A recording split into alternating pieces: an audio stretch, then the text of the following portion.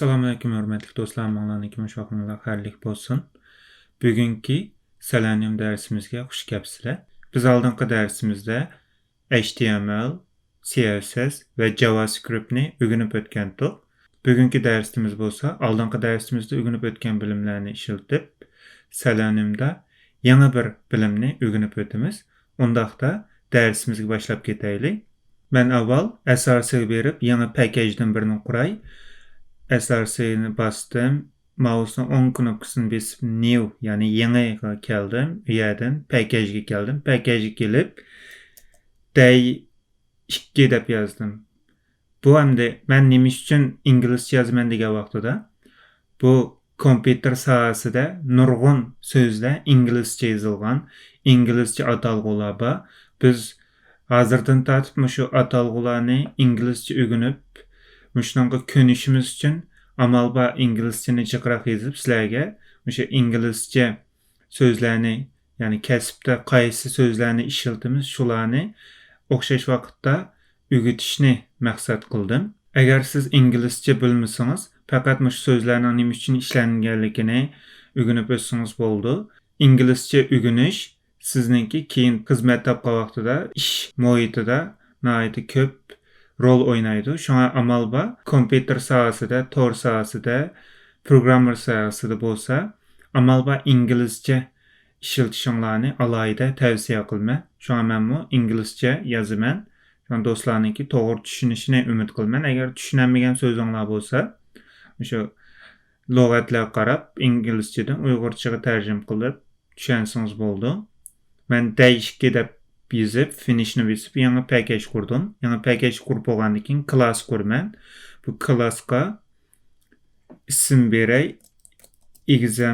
Example 1 deb 01 deb yazay. Example 01. Example misal degan gap. Örnek. Misal birinci misal deb yazdım. Yazgandan keyin men bu yerga public static void main deganni tanladım. Bu ne tanlash orqali main methodni şerdə qurib aldım. Eğer siz bunu basmay classni qurgan bolsanız, çoxum classның içinde main methodni qurishingizz kerak. Main method bizniki şu programımızı icra qilishda muhim rol oynaydı.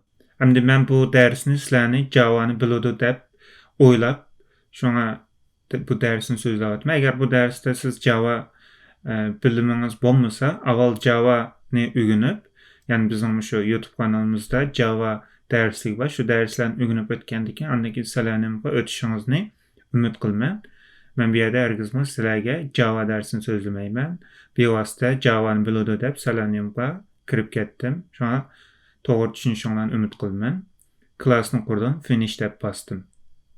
Finish deb basgandan keyin bizga yangi bir class qurildi ve bu classda main method bor.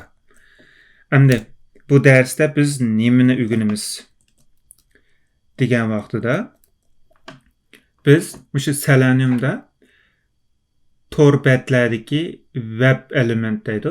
Shu tor elementlarni yani HTML'dagi elementlarni elish uchun buningga locators deydigan bir narsa bor. Shu Seleniumda locators. Shu locatorsni ishlatib biz tor betdagi elementlarni olamiz. Masalan, bir tor betdagi input yani söz kirgizilgan yer yoki button, knopka, drop down list yani tizimlik degandek narsalarni shu locatorslarni ishlatib olamiz. Shunga bu locators Seleniumda bo'lmasa bo'lmaydigan narsa. Shunga eng avval locatorsni o'rganamiz. Bu yerda locatorsdan 8 locators var. Bu 8 locators'ni biz bir-birlab ko'rib chiqaylik. Bunun içinde birincisi class name. Class name degan nima degan vaqtida biz HTML dersimizde so'zlab o'tgandik. Ma'lum bir element yoki ma'lum bir guruhga tava bir qancha elementlarga berilgan ism, ya'ni sinf ismi. Buni biz class name deymiz. İkincisi ID. ID ma'lum bir elementga, yani tava, yani özgüce unik bir elementga tava ismini biz ID deymiz. Üçüncüsü name. Name degan ma'lum bir elementga berilgan ism. Ya'ni Ahmet, Samet, Alim, Ahad degandek ism, ya'ni ma'lum bir elementga berilgan ism. Buni name deymiz. To'rtinchisi tag name. Tag name degan nima deganda, shu HTML'dagi har xil taglar. Masalan, a yoki div va yoki table va yoki select option deydigandek har xil taglarni biz shu tag name orqali olamiz. Bu shu tag name'niki ishlatish o'rni. Beshinchisi bo'lsa nima deganda link text. Link text. Endi bu link text degan nima deganda ma'lum bir ulanish, ya'ni inglizcha hyperlink deymiz. Ya'ni hyperlink. Şu hyperlink'e berilgan tekstni link text deymiz. Masalan, A'ni yozgandan keyin shu hyperlink, ya'ni adresga ishlatildi. Buni qilgandan keyin biz bu yerga nima yozamiz degan vaqtida adres, ya'ni href. Href shu ma'lum bir adresni ko'rsatadi. https google.com qilib yozdik. Buni yozgandan keyin masalan all departments deb yozgandan keyin A'ni taqaymiz. Bu A'ni taqadik. Bu A'ni taqgandan keyin miyadagi all departments link text bo'ldi. Shu orqali link text orqali biz all departments deganni olamiz. Endi oltinchisida partial link text deb bor. Bu partial link text degan nima degan vaqtida partial link text shu o'xshash adresdagi ma'lum bir adresdagi yoki o'xshash shu adresdagi faqat shuning ichidagi ma'lum bir bo'lagini oldi. Masalan, all departmentsdagi masalan all deganni biz partial text deymiz. Shuning ichidagi ma'lum bir tekstni biz partial text deymiz. All yoki departments deganni biz partial text deymiz. Bu partial text'ninki ishlatish o'rni. Yettinchisi CSS selector. CSS selector'da biz shu CSS'ni ishlatib turib biz elementni topamiz. Ya'ni biz buningda ID va yoki class name va yoki boshqa shu xosliklarni ishlatib turib elementni topamiz. Bu CSS selektorninki ishlatish o'rni. Endi 8-inchisi nima degan vaqtida 8-inchisi XPath. XPath degan nima degan vaqtida XPath HTML'dagi shu elementlarni qurilish shakliga asosan topadi. Masalan, bu yerda XPath'dan 2 xil XPath bor. Bu 2 xil XPath'ning birisi absolute XPath. Absolute XPath degan nima deganda absolute XPath shu HTML'dagi elementni HTML'ninki 5'idan tortib, ya'ni shu HTML degandan tortib HTML body, uningdan keyin qaysi element keldi, u elementdan keyin qaysi element degandek shu boshdan tortib oxirigacha kelgan shu izlash turini biz absolute XPath deymiz. Ikkinchisi relative XPath. Bu qanday degan vaqtida bu ma'lum bir nuqtani tutib yoki ma'lum bir elementni tepib shu elementdan keyingi elementlarni bir-birlab topdi. Bu relative XPath deb ataldi. Biz bugun darsimizda absolute XPath'ni o'rganib o'tamiz. Ammo keyingi darslarimizda biz doim relative XPath'ni yozamiz. Nimishqa deganda absolute XPath Relative XPath kartta aslı buldu. Çünkü bu Absolute XPath'te baştan tartıp izlemekçi bolan element K'giçe bir-birlep elementlerini tekşirip çıqqanlık üçün bu naiti köp vaqtni aldı. Bu vaqt ısrapçılığı buldu ve programninki sürtünü astıldıdı. Biz şuna programninki icra boluş sürtünü aşırış üçün Relative XPath'ni izleyimiz. Naq ornağı berip şu yerden keyingi elementlerini izleydi. Bu her bir elementke berip tekşirip жүрgəndən şu elementke yıqıllaştırgan yoki şu elementning özünü tepiş bu biz üçün naiti jiq vaqtni tejab berdi. Bu Relative XPath'ninki işiltish o'rni. Undaqda biz endi mushu 8 locators'ni işiltib chiqayli. Biz avval nemish qilamiz deganda Seleniumni qo'zg'atish uchun avval biz mushu Selenium'daki WebDriver'ninki o'rnini bekitimiz. Bununla system dot set property deganni ishiltdik. Bu ikki string aldı parametrga. Buningdan birisi şu WebDriver'ning ismi, yana birisi bo'lsa şu adresi. Biz bunu aldığınki dersimizdekinden alayli aldık. Şimdi bir yerge çapıldık. Yani qaraydigansak bu WebDriver Chrome check driver degan alıdı. Bu şu qo'zg'atqichning ismi. Andan ki bu qo'zg'atqichning adresi. Bu şu Chrome driver'ninki o'rnini bekitirdi. Agar siz bir yerde Chrome'ni ishlatmay Firefox'ni ishlatsangiz Gecko driver yoki Safari driver deb ishlatasiz. Bu şu qaysi driver'ni, yani qaysi qo'zg'atqichni ishlatishingizga bog'liq. Agar siz masalan bir yerde Firefox'ni ishlatgansiz, Gecko driver qilsiz, bu yerda Firefox driver deganni ishlatasiz. Agar Safari bo'lib qolsa, WebDriver check Safari check driver deganni ishlatasiz. Bu yerda Safari'ninki qo'zg'atqichni bekitasiz. Bu shu qaysi qo'zg'atqichni ishlatishingizga bog'liq. Endi biz WebDriver'dan birini qurayli. WebDriver new Chrome driver. Endi bu bizga xatolik chiqdi nemishqa. Biz buni taxi akirmadik, ya'ni import qildik. Shunga import qilishimiz kerak. Bu shu org checkit openqa checkit selenium checkit WebDriver degan yerdan akirdi. Bu WebDriver'ni akirdik. Endi Chrome driver'ni import qilamiz. Bu Selenium Chrome checkit Chrome driver deganni akirdi. Ya'ni beshi o'xshash. Beshi o'xshash yerdan oxiri o'xshamaydi. Endi siz bu yerda Chrome driver'ni ishlatmay boshqa driver'ni ishlatib qolsangiz, masalan, boshqa web browser'ni ishlatib qolsangiz,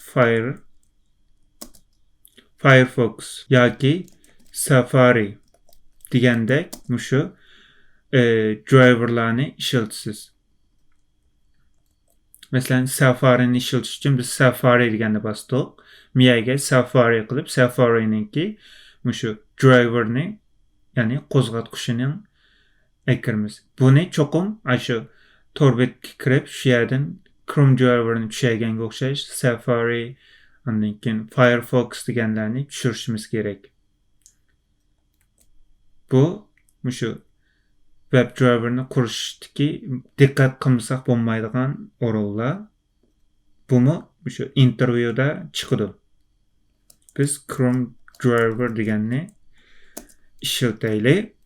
Endi biz yana buni WebDriver check tang new driver qilib shu new Chrome driver degan obyektni faqat mushtaqlam qura olamiz deganda yo'q. Biz yana qanday usul bilan qura olamiz deganda Chrome driver bir tang new Chrome driver qilib manda qura olamiz.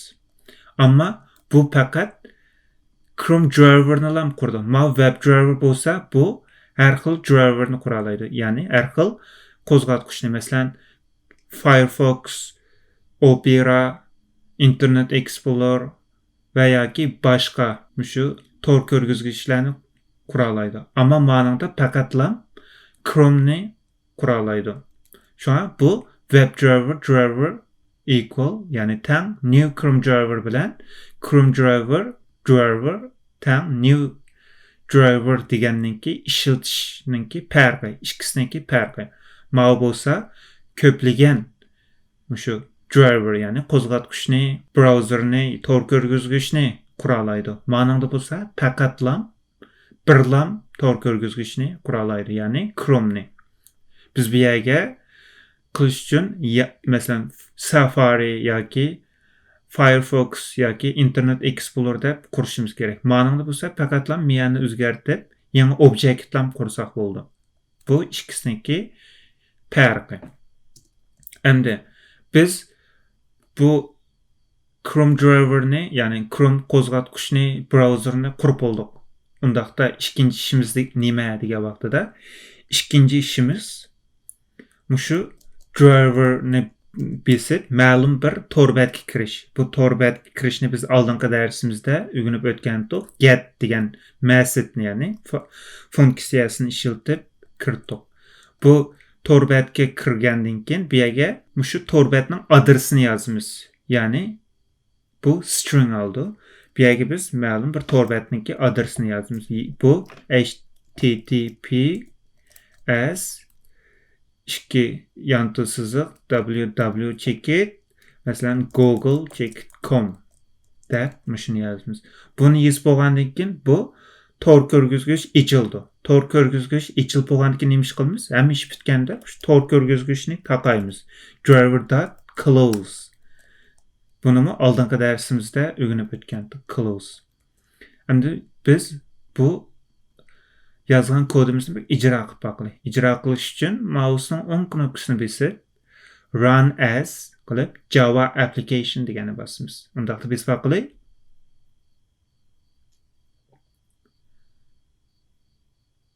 Qaraydigan bo'lsak, Google açtı, o'chdi. Mana bizning bu programmamiz hozir normal ishildi degan gap. Ya'ni biz muvaffaqiyat qozondik. Endi biz keyingi ishimizni nima ish qilamiz? Biz Google kirmay Amazonga kirib baqilay. Amazonga kirib Amazonni ichib baqilay. Amazonda qanday unum bor?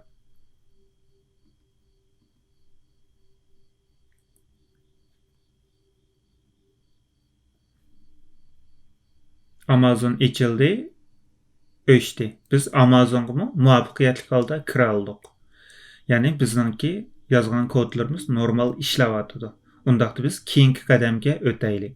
Undaqda biz avval mushu Amazon torbetiga qarab baqaylik. Amazon torbetiniki mushu qurilmasiga qarab baqaylik. Ya'ni bu Amazon torbeti qanday qurilgan, biz nima ish qilamiz, shuni bir qarab baqaylik. Amazonni ochgandan keyin mana ochdim.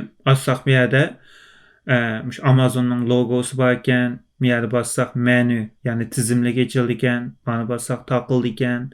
Bu yerga biz mushu izlamoqchi bo'lgan mahsulotni yozsaq bo'lgan, masalan Apple desak, ya'ni Almanniki narsalar chiqar ekan va yoki iPhone deb yozsaq, iPhone'ga doir uchurlar chiqar ekan. Bu uchurlar chiqqandan keyin biz bu yerdan qaraydigan bo'lsak, bu yerda bunda har xil list chiqarib ekan. Biz mushu list tizimlikdan tanlasak bo'ladi. Ya'ni o'zimizningki qaysini tanlamoqchi bo'lganligimizni, ya'ni qaysi mahsulotni ko'rmoqchi bo'lganligimizni tanlasak bo'ldi va yoki bevosita mana izlash knopkasini bosib qilsak, mushuning doir uchurlar chiqar ekan.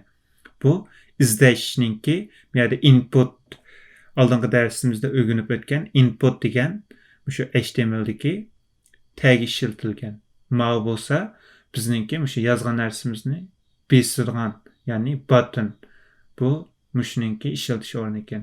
Undaqda biz buning mushu HTML kodiga qarab baqaylik. HTML kodiga qanday qaraymiz deganda, mousening o'ng knopkasini bosib inspect kirib, mushu HTML batni tekshiraylik. Qaraydigan bo'lsak, mana mushu HTML batninki butun kodlari yozildi. Qaraydigan bo'lsak, HTML bilan boshlanibdi. Hatto mushu torbat ayir, CSS va yoki boshqa meta uchurlari bor ekan. Onundan keyin body'da torbetde biz ko'radigan har xil uchurlar bor ekan. Endi biz nima ish qilamiz deganda, mushu miyadagi mushu inputga biz bir xatni yezib qila oladigan bir ishni qilib boqili.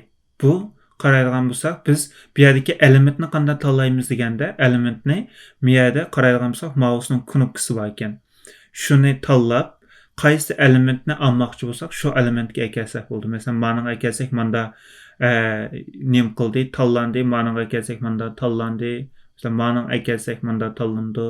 Mana işte tanlandi da biz miyaga ekilib basdik. Bu yerga bassak input mana. Input degan chiqdi. Buning type'i text ekan, ID'si bor ekan, values bor ekan, name bor ekan, auto complete deydi. Hamma uchurlari mishada bor ekanda. Endi biz mishaga bir xat yozib boqaylik. Buni qanday qilamiz deganda, endi bu yerda Seleniumda web element deydigan bir narsa bor. Web element. Bu web element degan nima deganda, o'sha HTML'dagi har bir elementni biz web element deymiz. Web element. Masalan, input box deyli, input box. Input box'da bir variable qurdik. Buningki type'i web element bo'ldi. Endi biz buni qanday qilamiz deganda, driverni tanlaymiz. Bu miyada qurib olgan objektninki reference ismiti. New Chrome driver deganninki objektning shu reference ismiti. Shu reference ya'ni shu ismini chaqirib bassak har xil bizga ma'lumotlar chiqdi. Endi biz buni bir elementni qanday topamiz deganda, find element deydi. Find elements. Bu ikkisining nima farqi bor deganda, find element faqatlam birlam elementni topadi. Find elements bo'lsa, bu ko'plagan elementni topadi. Bu list oladi ekan. Listning ichida web element bor ekan. Ma bo'lsa, bir tal web element. Biz bir elementni topganligimiz uchun web elementni ishlatamiz. Web elementni ishlatdik. Find elements. Endi biz buningda bu yerda qaraydigan bo'lsak, bu bir by deydi. By degan bir argumentni oldi ekan. By degan argumentni bergandan keyin checkni bassak, bu yerda qaraydigan bo'lsak, biz bayam ko'rgan har xil locatorslar bor ekan. Qarasak, class name, CSS selector, ID, link text, name, partial link text, tag name, XPath.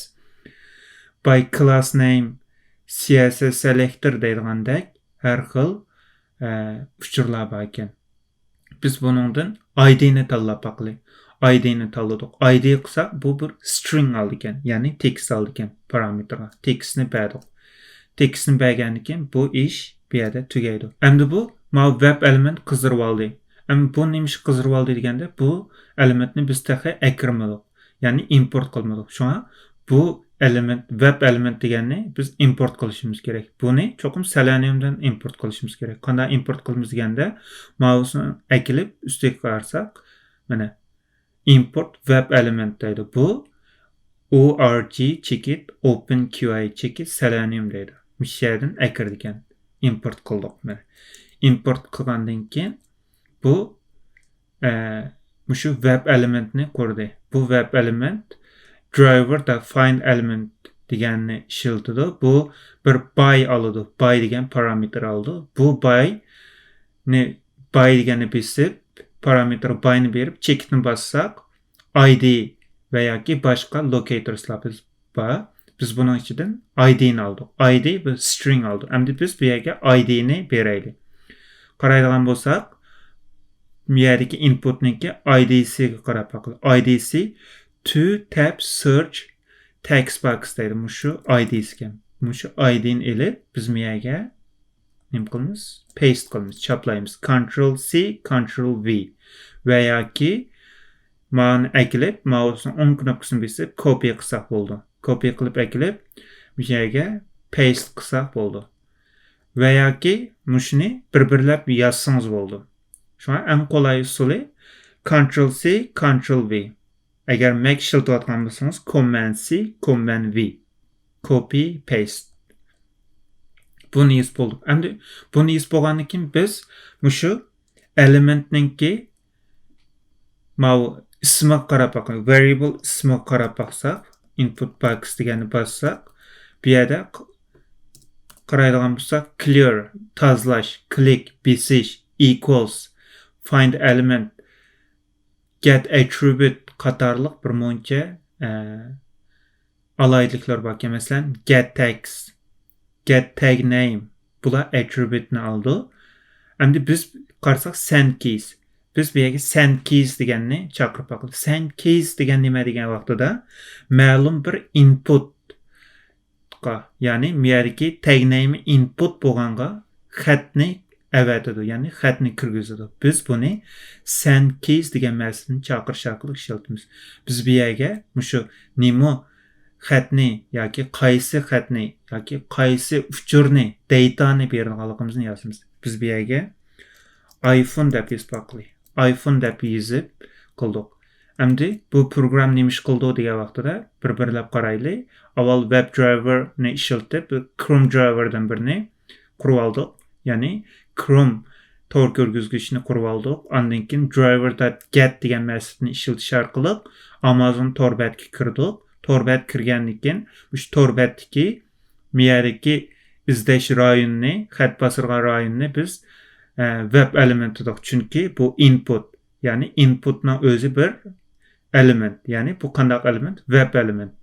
Biz web element deganni ishlatib bu web elementninki nimasini qurdik, ya'ni inputni biz chaqirdik. Bu inputni qanday quramiz deganda driver.find element deydigan narsa bor. Driver check find element bu ma'lum bir web elementni topadi. Agar driver.find element bo'lib qolsa, bu ko'p elementni topadi. Biz buni keyingi darslarimizda o'rganib o'tamiz. Biz faqat hozir bir elementni topmoqchi bo'lganligimiz uchun driver check find elementsni yozdik. Bu bir by degan parametrni oldi.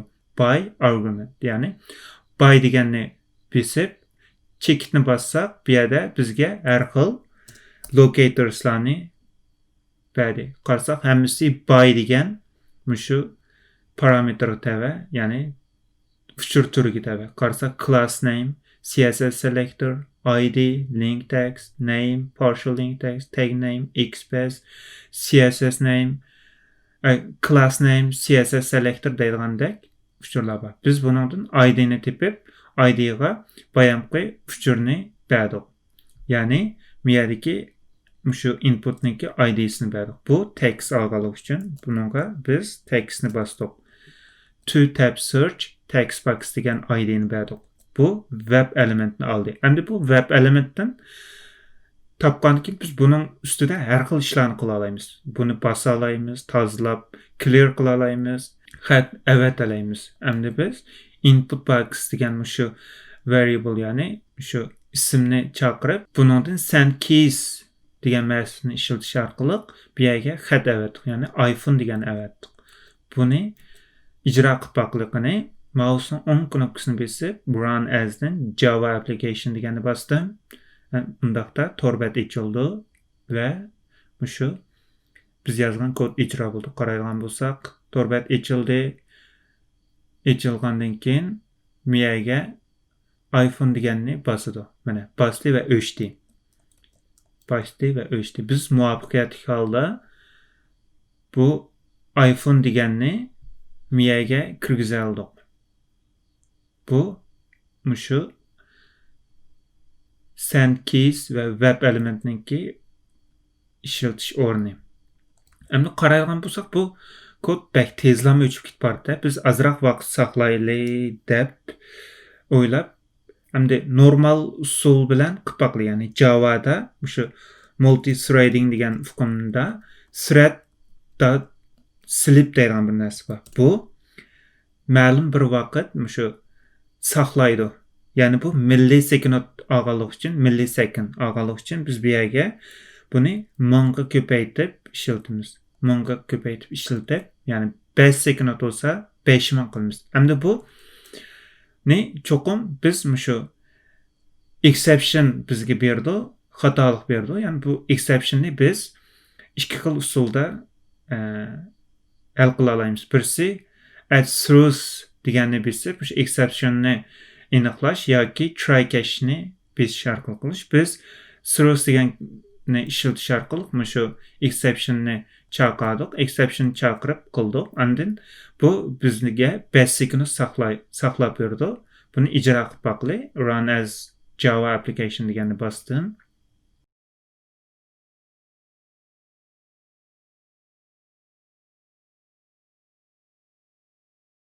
iPhone mana bastı, basicni saqlaydi va o'chdi. Mana o'chdi. Bu shu thread slip deganiki ishlatish o'rni. Endi biz hozir ID bilan qilib baqdik. Undaqda biz bayam ko'rib o'tgan boshqa locatorslarni ishlatib baqli.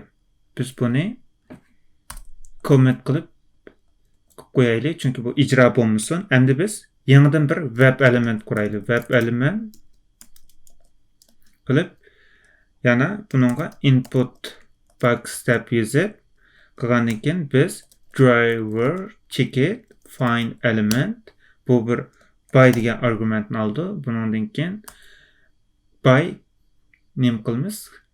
Biz class name degan ishlatib baqli. ID'ni ishlatdik, class name ishlatib baqli. Class name string oldi ekan. Buni bastık. Endi biz bu yerga qaraydigan bo'lsak, mushuningki class ismi bormi? Qaraydigan bo'lsak, bu yerda class deb bor ekan, now input deb buningga bir class ismi beribdi. Biz mush class ismini ishlatib baqli. Now input deganni copy qildim. Andin bu yerga bastım. Bunu basgandan keyin bu web elementini aldı. Yani bu yerdeki input deganni web element şekilde aldı. Bunu algandan keyin biz neymiş qilamiz? Buningga yana o'xshash iPhone deganni yollaylik. Yana shu input box deganni elib, shunga send keys degan massivni ishlatdik. Men yuqoridan ko'chirib olay. Buni qilib, endi buni biz ijro qilib baqli. Run as Java application qildik.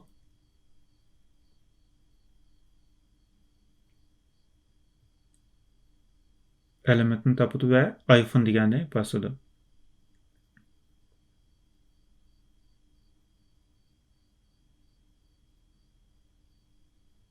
Qaraydigan bo'lsak, bu bizga xatni bosmadi. Demak, now inputni topamadi. Ya'ni yoki bu yerda now input degan bir muncha klasslar bor ekan. Bu klasslardan bizga shu nimni topamadi. Shu elementni topamadi. Biz yana bir qayta qarab baqili. Now input dedik. Biz buni qaytadan bir yana manguz baqili.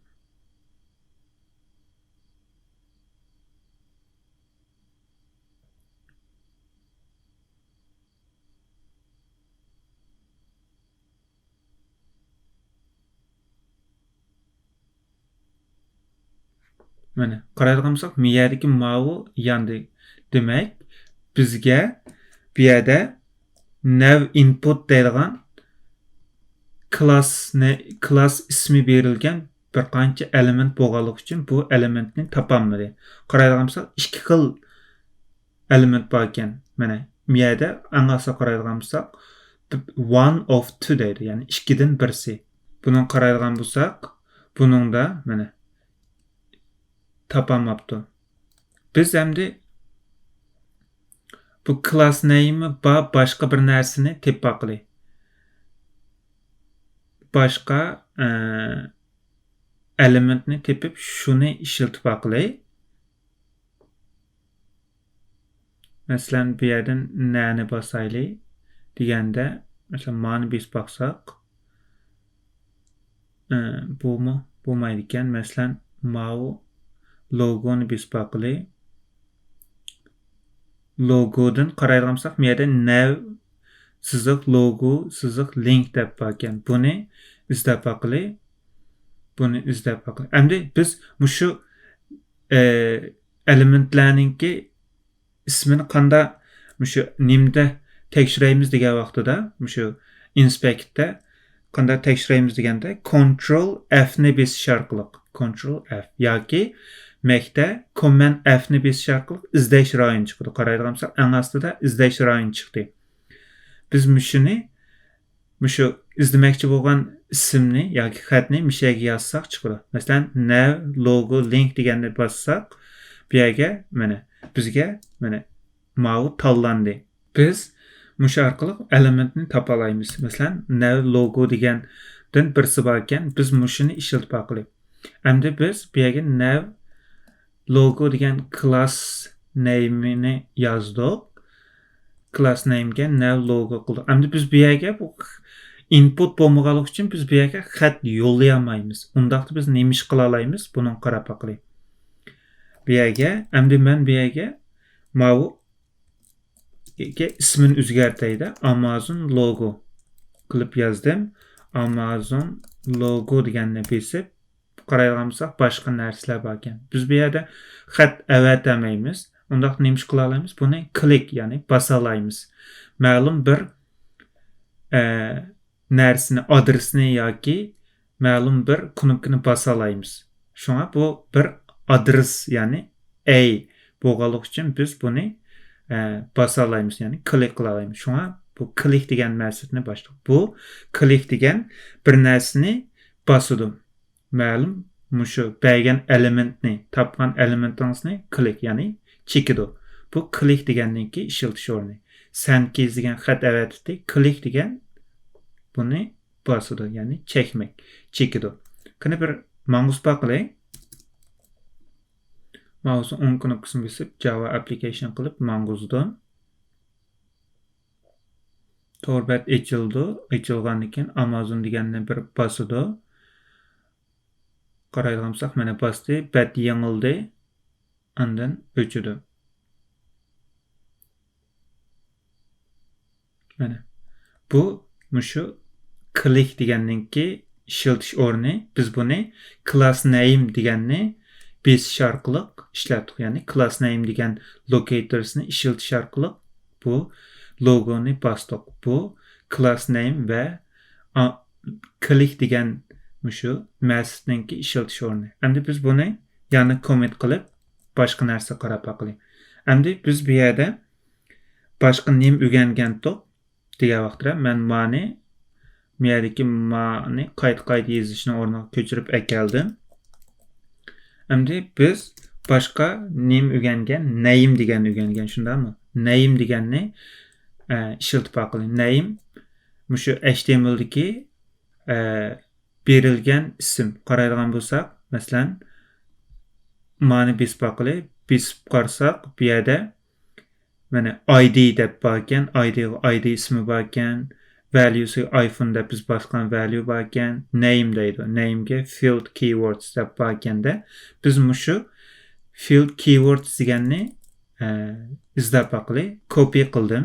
Copy qilgandan keyin Ctrl F deganni bosdim. F'ni besib bossak, bu yerda masalan qarasak 12 element topildi. Buningda qaraydigan bo'lsak, mana. Endi biz mushu field keywords deganni bir izlab qilib topa olamdi, topamamdi. Endi biz bu yerga mushu field keywords deganni oldik. Bu name bo'ldi. Name degan locatorsni oldik. Endi bu yerga biz input bo'lganlik uchun nima ish qilamiz? Xat avatimiz. Input box send keys deganni oldik. Biz Amazon logo deganga input box degan ismni beraylik. Berib endi buni manguz baqilib.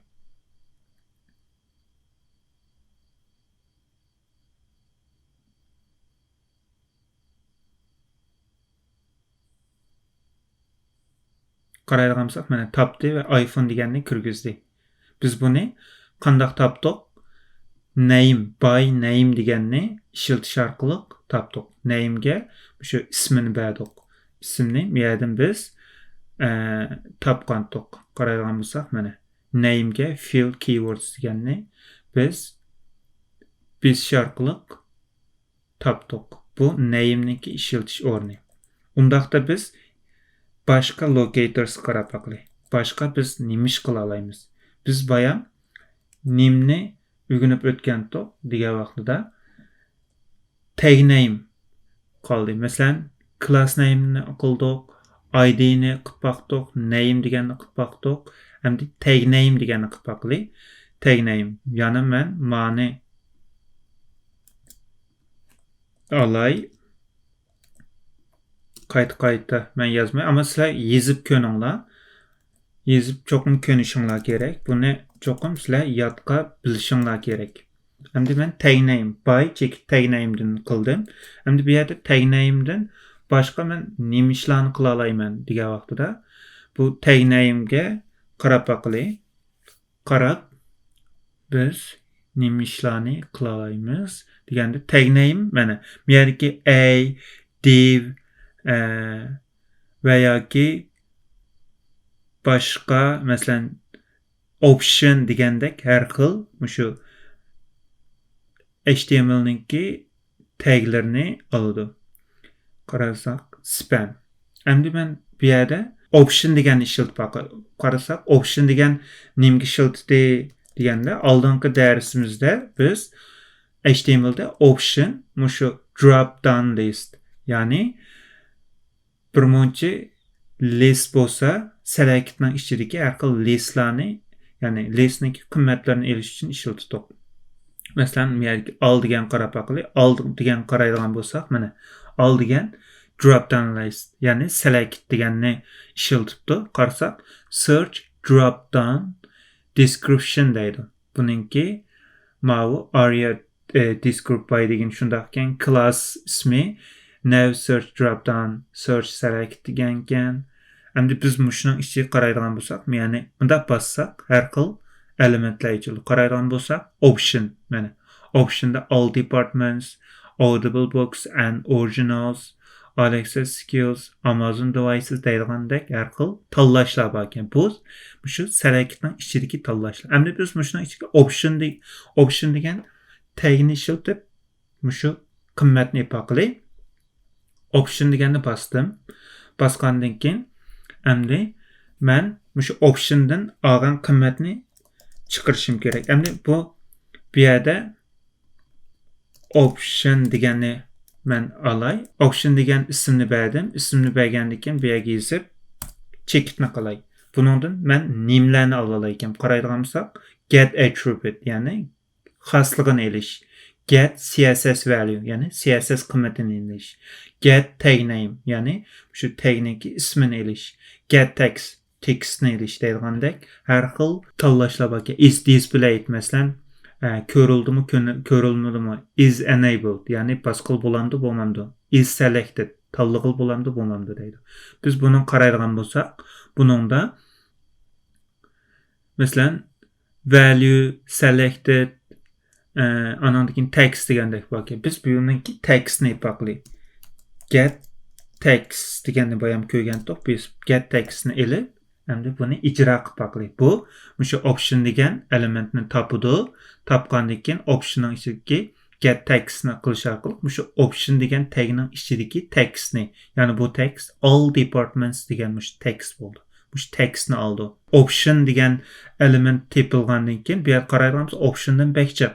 Shu tepilgan elementdagi birinchisini oladi. Ya'ni bu yerda bir muncha optionlar bo'lgan bo'lsa, shuning ichidan faqat birinchisini, ya'ni tunchisini oldi. Shunga bizga all departments chiqadi. Buni ijro qilib qo'yli. Mouse o'ng knopkasini bosib run as qildim. Java application deb bosdim.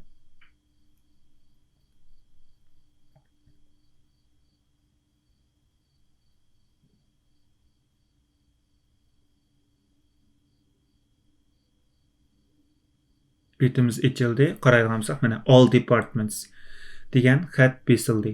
Bu xat mana bu yerga optiondagi birinchisini topib, birinchisini oldi. Bu biz faqat find elements faqat birlam qiymatni ola oladi. Ya'ni bir web elementni ola oladi. Shunga birinchisini oladi. Birinchisini olib, shundan textni oldi. All departments degan oldi. Bu tag name'ninki ishiltish o'rni. Biz tag name'ni o'rgandik, get text deganni o'rgandik. Undaqda keyingilarga qarab baqaylik.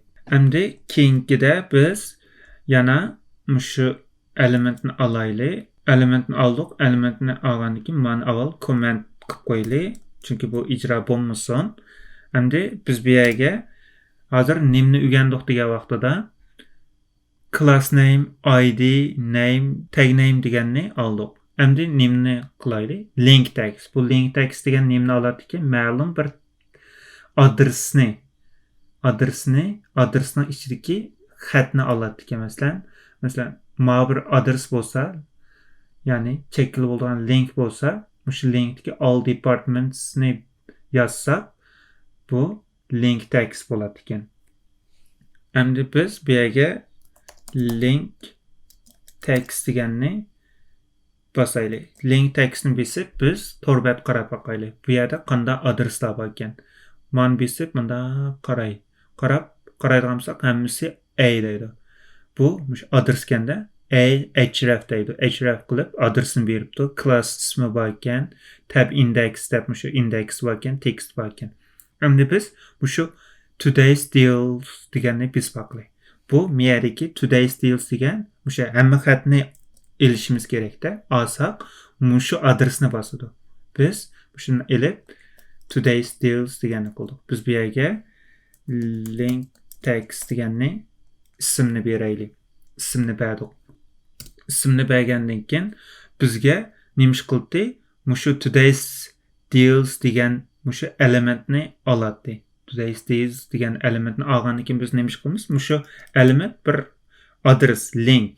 Endi buni nima ish qilamiz? Bosamiz, ya'ni click qilamiz. Link text degan variable ismini besib, bosgandan keyin nima ish qilamiz? Click, ya'ni besishni bosamiz. Besishni bosgandan keyin bizga avval shu elementni topadi, ya'ni adresini tepib, ya'ni today's deals degan shu xatba nimni web elementni tepib, shu web elementni bizga chekidi. Buni ma'nuz baqili run as qilib ma'nuzdi.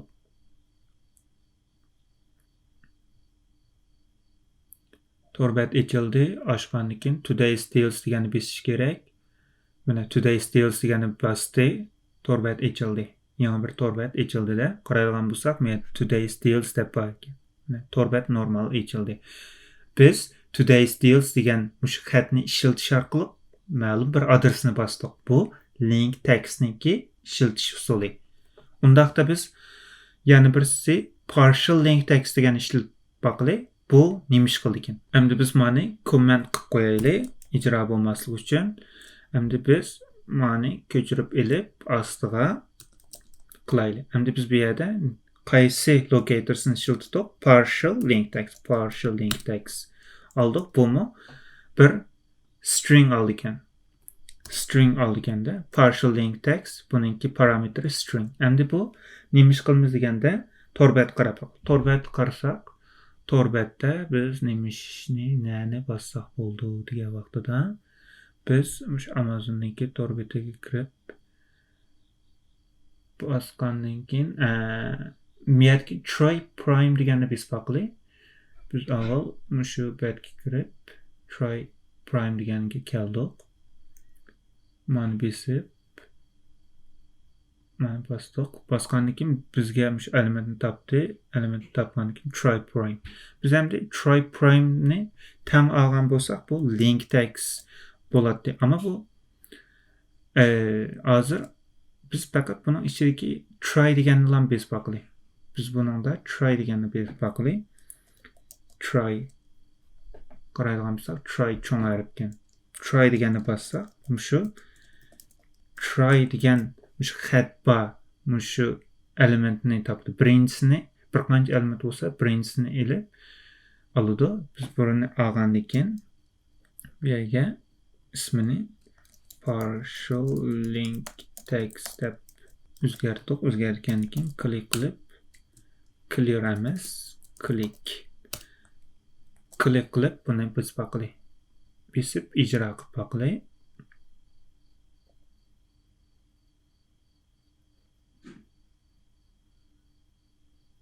To'rbet ochildi.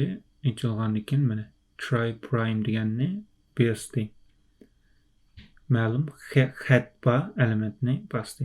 Shu try degan xatba elementni bosdi. Qaraydigan bo'lsak, bu partial link textniki ishiltish o'rni. Endi qarab baqaylik, biz class name, id, name, tag name, link text, partial link text degan bu endi CSS selektorni ishlatmoq. CSS selektor mushu CSS ni işletiş arkalı kıldı. Bununla biz avval mani köçürüp ekille köçürüp aldık. Şimdi biz bir yerini comment koyli. Kılıp partial link text emez. Biz CSS selector degenini işletmiş CSS selector. CSS selector degenini aldık. CSS selektorunu algan eken biz miyege bir bakılı. Berip qaraygan bolsak id ekende id. Biz şu id'ni id şekilde almay bununki CSS bilen kapaklı. CSS'de id'ni qanday ifadelaydik? id ne biz şu kutuq belgisi kutuq belgisi yani hashtag bilen ifadelaydik. Eğer class olup qalsa chekit bilen ifadelaydik. Bu id boğalık üçün hashtag anikin şu CSS ninki yani id'ninki ismini bastık. Bunu basgandan keyin bu elementni tapıdı. Elementni tapgandan keyin biz neymiş qilamiz? Bu yerga şu iPhone deganni kirgizamiz. Bu yerga biz CSS selector deb ismini beraylik. Bergandan keyin iPhone degan xatni kirgizdin, ya'ni şu CSS selektorni ishlatиш orqali elementni tapıdı. Tapgandan keyin iPhone degan xatni kirgizdi. Bundaqda ijro qilib boqaylik.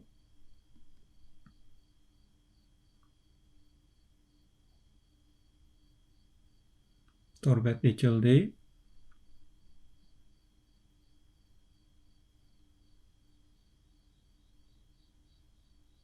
iPhone yazdı. Ondaqda da torbetni taqaydı. Demek biz CSS selektorga şu CSS'ni yazış arqali, yani id'ni yazış arqali biz tapdık. Biz bevosita id demek. id'ga biz şu hashtagni ishlatdik. CSS yazganda şu hashtag ondan keyin ismini biz arqali bu CSS selektor bilen web element tapdık. Web element tapgandan keyin şu web elementning ismini chaqirib turib sendkeys degan metodni ishlatdik ve iPhone degan ismini mishayga yozdik. Bu CSS selektorni ishiltish o'rni. Undaqda biz bunu commentga olib qo'yaylik. Aldık. Endi biz eng oxirgi Express degan ishlatib boqaylik. Expressni ishlatib biz elementimizni tip boqaylik Express. Endi biz Express'te absolute Express, relative Express deb yazılıb so'zlab o'tgandik. Biz bu dersimizde şu absolute Express'ni yazib boqaylik. Express deb yazımız. Yazgandan keyin endi bu yerga şu Express'ni yazımız. Bu endi absolute Express bilen relative Express'ning qanday farqi bor deganda, absolute Express bir siziq bilan boshlanadi. Relative Express ikki yantu siziq, ya'ni absolute bir yantu siziq backslash deymiz.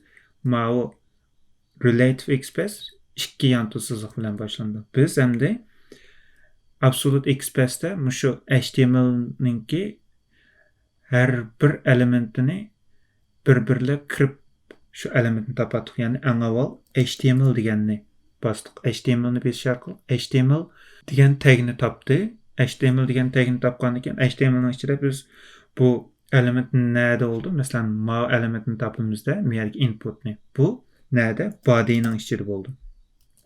Body'ning ichida bo'lgandan keyin endi body'ning ichidan izlaymiz. Body'ga qarab, mana body'ning ichida nurg'un narsa bor. Endi biz buningga qarab boqamiz. Ya'ni bunda yezib qarsak bu chiqdi. Bu qaraydigan bo'lsak divning ichida yana div degandek narsalar bor. Biz eng sirtiga chiqib sirtdan izlaylik. Qaraydigan bo'lsak, buni eng body'ning ichida div bir tal div bor ekan. Page deyilgan bir ID bilen başlangan bir div bor ekanda, shu divning ichiga kiramiz.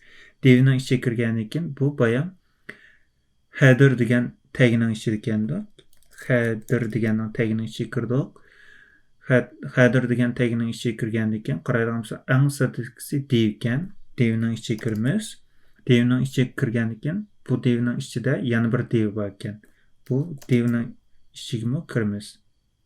Divning ichiga headerning ichida div bo'ldi. Divning ichida yana bir div kirdik. Endi bu divning ichida qaraydigan bo'lsak, mana mau. Endi buning ichida yana har xil divlar bor ekan. Qaraydigan bo'lsak, now left, fill, right debdi. Endi buning ichida biz qaraydigan bo'lsak, buning ichida biz birinchisini tanlaymizda. Birinchisini tanlaymiz. Ya'ni div. Qaraydigan bo'lsak, 6 div bor ekan. Biz buning ichiga qarab baqili. Buning ichiga qarab o'tsak, header. Buning ichida qaraydigan bo'lsak, div deydi. Buning eng sirtiga sirtidan qaraydigan bo'lsak, bu div. Div bor ekan. Divda 6 div bor ekan. Bu bizning izlaydiganimiz qayerda degan vaqtida shu divning ichidagi birinchi div ekan. Shunga birinchi indeksini oldik. Birinchi indeksini olgandan keyin bu shu birinchisini tanladi. Ya'ni qaysini tanladi degan vaqtida ma'uni tanladi. Endi buning ichidan biz yana bir divga kiramiz. Buning divning ichiga kirganda qaraydigan bo'lsak, 3 tal div bor ekan. Now left, fill, right deb. Endi biz buning ichidan bizningki shu elementimiz nerede degan vaqtida qaraydigan bo'lsak, bu elementimiz biz bu yerdan yana qayta qarab baqili. Qaraydigan bo'lsak, mana sirtiga chiqdik. Bu ikkinchisi ekanda, div 2. Div ikkinchi element ekan. Endi ikkinchi elementni topgandan keyin buning ichidan biz endi izlaymiz. Qaraydigan bo'lsak, div. Divning ichidan endi bizningki bu elementimiz bu divning ichida qayerda ekan degan vaqtida ikkinchi elementni topdi. Buning ichida yana bir div bor ekan. Divning ichiga kirdik. Divning ichidan qaraydigan bo'lsak, bu bir tal div andin form bor ekan. Bu qayerda ekan desak, formning ichida ekan. Formning ichiga kirdik. Formning ichiga kirib qaraydigan bo'lsak, formning ichida divlar bor ekan. Qaraydigan bo'lsak, div, ya'ni 3 tal div bor ekan. Bu 3 tal divning ichida bizning elementimiz nerede degan vaqtida ikkinchisi ekan. Shunga biz ikkinchi indeksini olamiz. İkinci indeksi ekan, to'g'ri. İkinci indeksini olgandan keyin ikkinchi indeksning ichiga kiraylik. Kirsak yana div bor ekan. Qaraydigan bo'lsak, bu div. Divni tanladik. Endi bu divdan ikkisi bor ekanda. Divdan ikkisi bor ekan. Bizniki qayerda ekan desak, birinchisi ekan. Shunga birinchisiga kiramiz. Birinchisiga kirib, birinchisining ichidan biz nimani oldik? Birinchisi bizniki mana div class now search field. Mushuning ichida input bor ekan. Buningki ichidagi a'zosini qanday tekshiramiz deganda, yanto siziq inputni bosdik. Bassak mana bizga mushu boyamqi name to bar search text box deganni va mushu inputni chiqarib beradi. Bu mushu absolute expressni yozish orqali qaraydigan bo'lsak, har yanto siziq shuning ichidagi child element deymiz. Shuning ichidagi balchaq element kirdi. HTML'ning ichida body kirdik, divga kirdik, headerning ichida divning ichida bir muncha divlar bor ekan. Shuning birinchisi kirdik. Kirsak buning ichida yana boshqa div bor ekan. Shuning ikkinchisi kirdik. Ikkinchisi kirgandan keyin bir tal div yana bor ekan. Uning ichiga kirdik. Kirsak form bor ekan. Formning ichida mana ma form. Buning ichida yana div bor ekan. Bu divning bizga ikkinchisi lozim. Ikkinchisi kirdik. Ikkinchisi kirsak bu yerda yana 2 div bor ekan. Bu 2 divning ichida birinchisi kirdik. Birinchisi kirsak anda input bor ekan. Shunga biz inputni oldik. Bu shu XPath'niki yozish usuli. Endi bu XPath'ni biz Ctrl C qilib ilib bu yerga yozdik. Bu endi program icra bo'lganda qanday icra bo'ldi degan vaqtida, shu element topgan vaqtida har birisiga bir-birlab kirib chiqadi. HTML body, div, header shunda kirib, eng oxirigacha bir-birlab kirib chiqadi. Shunga buning uchun jiq vaqt ketadi. Shunga odatda biz bir absolute expressni yozmaymiz. Biz vaqtni tejash uchun doim relative express yazımız. Bunu keyingi saatda öğrenip ötümüz. Hem de express muş elementini tapqandan keyin biz bu yerga nima ish qilamiz? Send keys degan mavsuni chaqirish orqali bayamqi meşhur sözümüz iPhone deganni yazımız. iPhone yazgandan keyin endi buni send keys orqali mishadagi input boxga yo'lladik. Boxga yo'llagandan keyin biz buni Java run as qilib, Java application qilib ijro qilib boqaylik.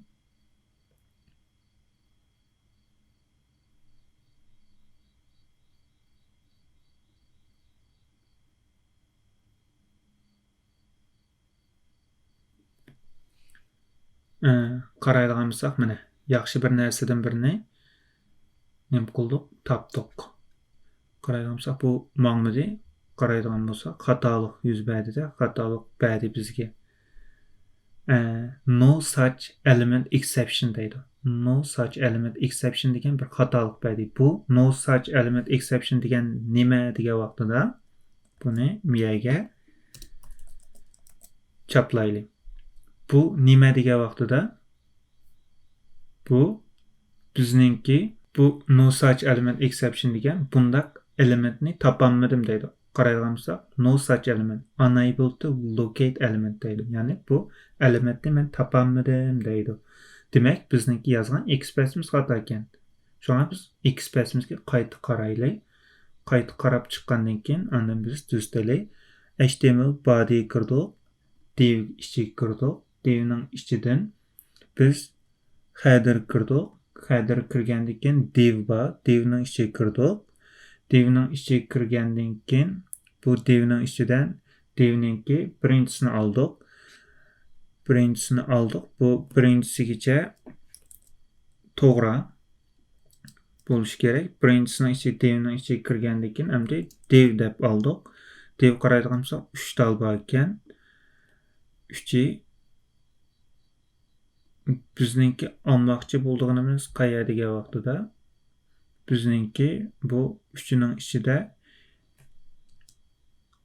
bir ikkinchisi ekan. Şu an ikkinchisini olamiz. Ikkinchisini olgandan keyin ikkinchisinin ichida biz divga kiramiz. Divning ichiga kirgandan keyin buning divning ichidan biz formga kiramiz. Form kirdik. Form kirgandan keyin yana bir divga kiramiz. Bu divga kirgandan keyin qaraydigan bo'lsak 3 ta div bor ekan. Buning ichida bizga ikkinchisi ekan. Ikkinchisi kirdik. Ikkinchisi kirgandan keyin div deganni bosdik. Divning ichidan bizga ikkisini berdi. Biz buningdan birinchisi kiramiz. Birinchisi kirgandan keyin uning ichida inputni tanlaymiz. Ya'ni expressi ma'u to'g'ri bo'lishi kerak. Hozir bu elementni to'g'ri topdi-da. Endi biz bu yerga qayta chaplab boqaylik. Chaplab endi buni ijro qilib boqaylik. Run as qilib yozdim.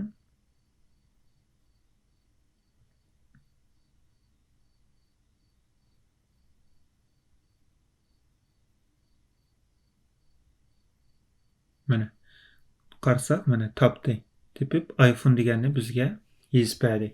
Yozib bu yozib qarasak iPhone deganni yozib chiqadi va programma, ya'ni to'rbet o'chdi.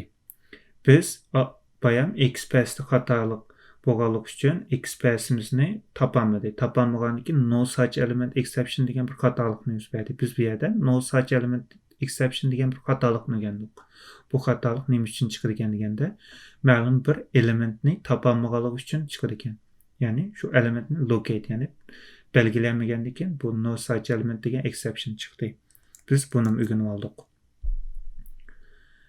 Undaqda biz bugun qarasak xeyli jiq narsani o'rganib o'tibdik. Locators, class name, id, name, tag name, link tags, partial link tags, css selector, express. Expressning ichida absolute expressni o'rgandik. Absolute express mana shunda boshdan tortib oxirigacha har bir elementga kirib shu elementni topadi. HTML body div degandek.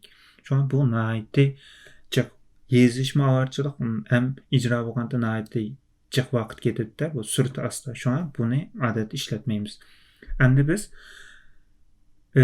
Bunu qanday alalaymiz degan vaqtda bu elementlarni yani qanday alalaymiz deganda mouse shu elementni tepib men mani o'chirib o'tay.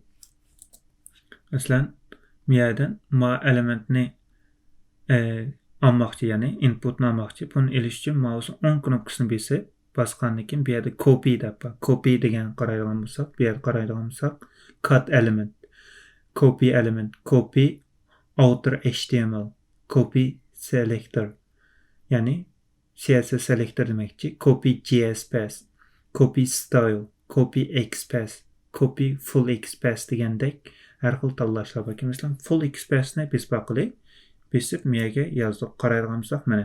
Biz bayam yazğan aşı kodumuzun özü mənə. Yəni XPath'imizin özünü bizə çıxırıb bəri. Biz bir-birləb yazışımızın hacıtı yoxkən. Yəni mouse'un ön knopkasını besib copy qılıb copy full XPath'ni bassaq biz bayam yazğan bir monç XPath'ni tepib berəlikən. Mening yazışımdakı səbəb sizlərə şu absolute XPath degan nima, bu qanday bo'ldi, qanday yazımız şunu tushundirish uchun. Endi biz bunu tushunib bo'lgandan keyin biz bu yerda full shu XPath'ni ya'ni absolute XPath'ni tepish uchun copy full XPath'ni bassaq chiqar ekanda copy selector degan biz bakılır. Selector besib miyaga qilsaq mana qaraydigan bo'lsak to tab search text box degan mening bayam yozgan mana yozgan XPath'imni chiqadi mana CSS selector o'xshash. Biz bunu yazışımızdan açtık. Mouse'un ön knopkasını basıp copy selector degani bassaq, yani tapalaydı.